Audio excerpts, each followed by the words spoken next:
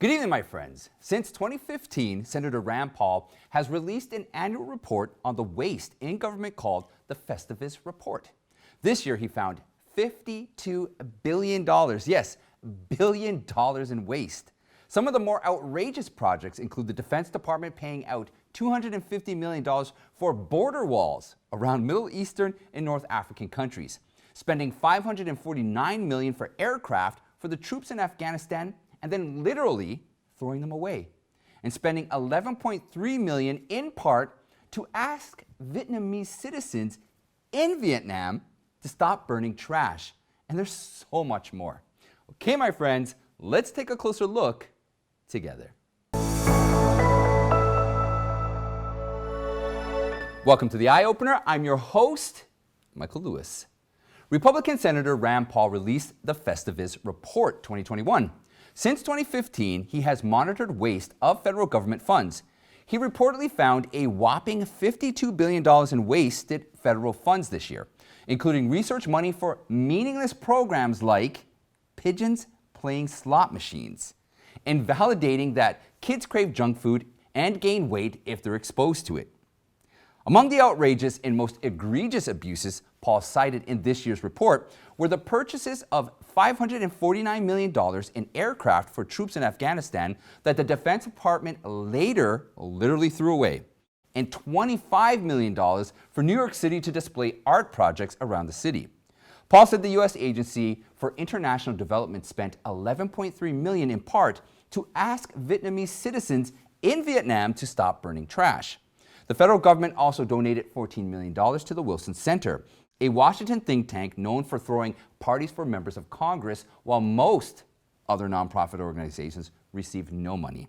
What is most surprising is that even though the Biden administration stopped border wall construction at home, he saw it fit to give the Defense Department $250 million for border walls in the Middle East and Northern Africa. The pigeon slot machine study used just over $465,000 of taxpayers' money that was provided to Portland Reed College by the National Institute of Health. The junk food study was conducted by the State University of New York at Buffalo. It cost $352,000, provided by the National Institute of Diabetes and Digestive and Kidney Diseases. Another study, partly funded by the National Institute of Aging, used about $1.3 million over 5 years to study how hearing good or bad news affects well-being. However, Paul points out that most of the money, more than $40 billion, was wasted on COVID-19 relief programs such as improper CARES Act, unemployment insurance payments, and bad loans out of the Paycheck Protection Program. The improper CARES Act unemployment insurance payments resulted in a loss of $36 billion and was signed into law in March 2020. The CARES Act was the first major pandemic stimulus bill. At the time, when uncertainty about the disease was at its peak, the bill expanded eligibility opportunities for unemployment, enabling those who would not normally be eligible to receive unemployment payments. But in reality, most healthy adults under the age of 50 were at little risk of developing a serious illness. The result is that while employers across the country rush to find more employees, many Americans who are not at risk continue to receive unemployment checks under CARES Act guidelines, despite being able to work in workplaces that implement their own COVID-19 safety measures. Paul said in a statement that the U.S. national debt has easily surpassed $28 trillion, but there is more spending and waste than we have ever found before. While some in Washington insist on recklessly spending taxpayer money, Paul will continue to expose some of the most egregious examples of government waste and fight against excessive federal spending. Mainstream far-left media's distorted coverage of the news has discredited them and cost them, but they don't seem to have learned the lesson. Texas Senator Ted Cruz said mainstream media's coverage of White House Chief Medical Advisor Dr. Anthony Fauci was absolutely dishonest, protecting and hiding the nation's chief infectious disease expert, even though the doctor's medical advice was often inconsistent.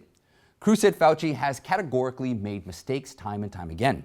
From the beginning of the pandemic to the present, the doctor's views of how effective face masks are have continued to change. Fauci doubts that the coronavirus originated in a Chinese lab, saying there is no credible evidence that the virus escaped from a Chinese lab, but this was never true, and he lied to the American people. Cruz said there is in fact overwhelming evidence that it escaped from the Wuhan Institute of Virology in China, which is a Chinese communist regime laboratory. More to the point, he also lied to Congress.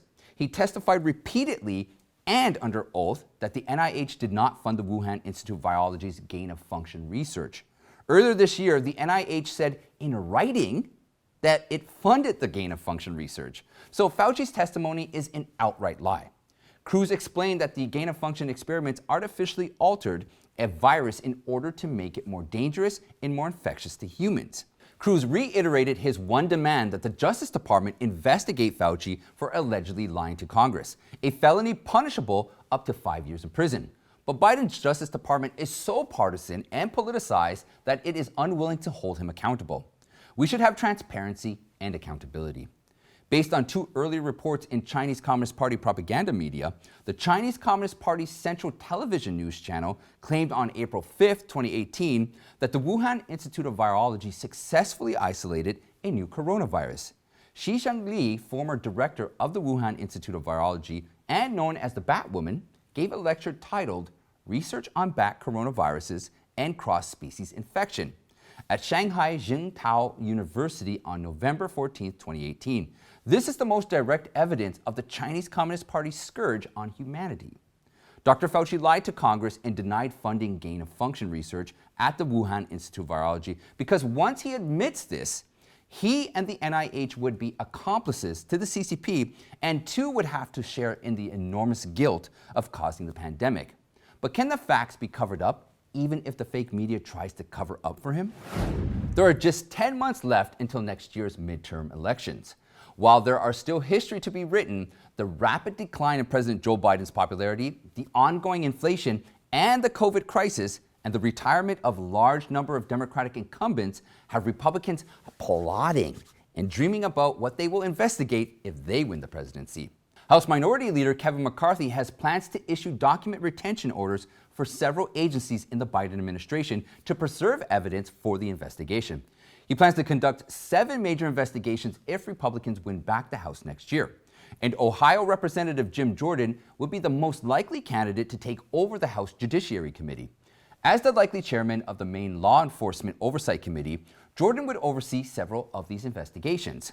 And Jordan, when asked who he would most like to investigate, he did not hesitate to point to Dr. Anthony Fauci, America's chief infectious disease expert.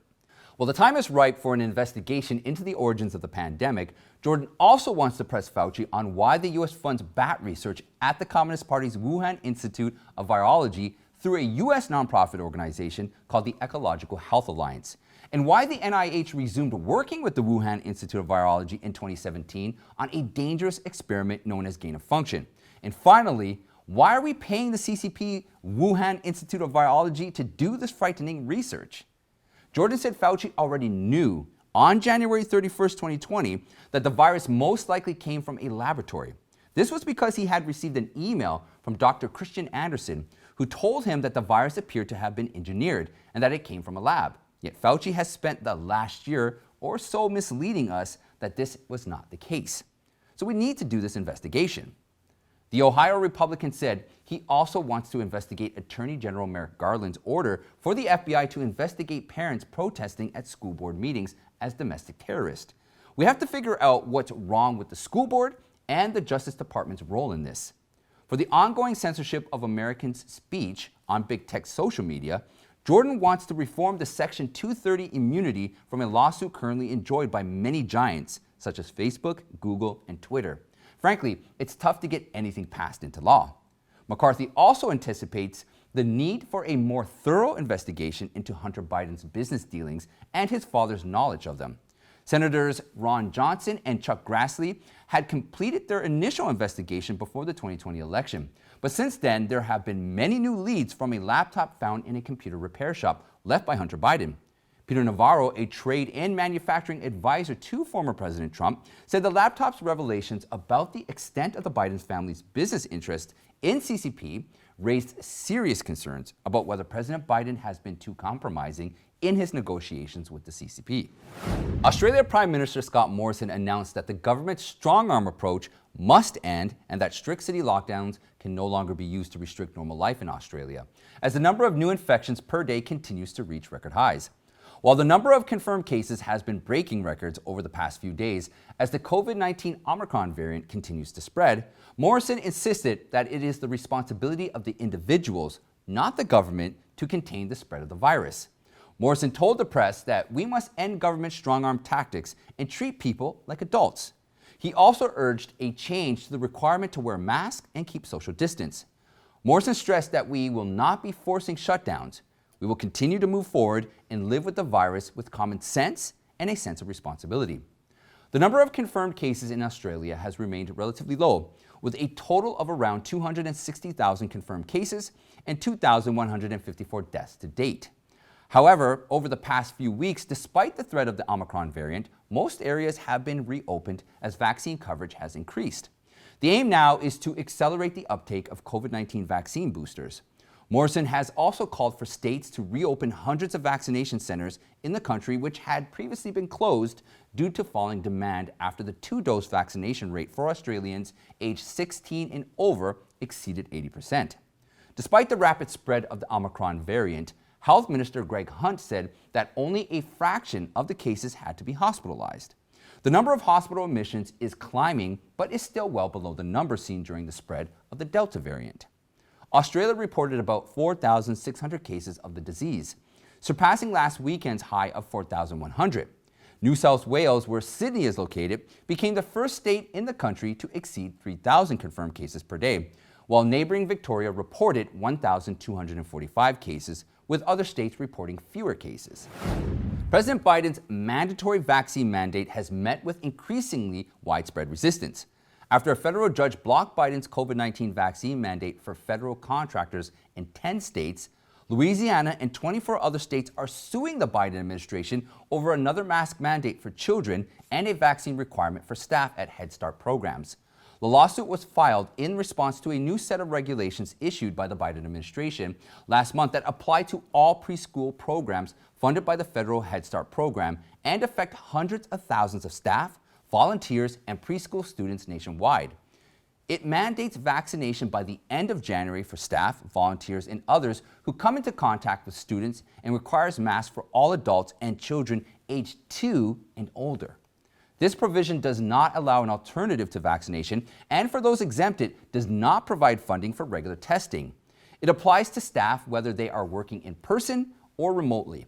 The joint lawsuit is asking a judge to rule to halt the mandate, claiming it exceeds the government's authority and violates the Congressional Review Act and the 10th Amendment. Louisiana Attorney General Jeff Landry said in a statement that, like other mandatory vaccine mandates issued by the Biden administration, the mandatory mask for 2-year-olds and the overreaching order to force vaccinations on teachers in our underserved communities will result in job losses and stunted child development. Landry said if enacted, Biden's authoritarianism will cut funding, programs, and child care that working families, single mothers, and elderly raising grandchildren rely on desperately. Landry said his office has had great success in stopping several of Biden's other vaccine mandates. They will work tirelessly to achieve the same victory for young children and teachers. Texas Attorney General Ken Paxton expressed similar sentiments earlier this month. He said he would not allow Texans to be forced into vaccinations because the federal government has handed them an ultimatum to choose between their health and sending their children to preschool. The mandates are unconstitutional, and he said, and have no place in the country and certainly are not welcomed in Texas. And that's it for today, my friends. Myself and the Eye Opener team will be taking a few days off to enjoy the holidays with our families. We have 2 special episodes for you next week. We will resume our regular schedule in the new year. So let me wish everyone a very Merry Christmas. Salute, my friends.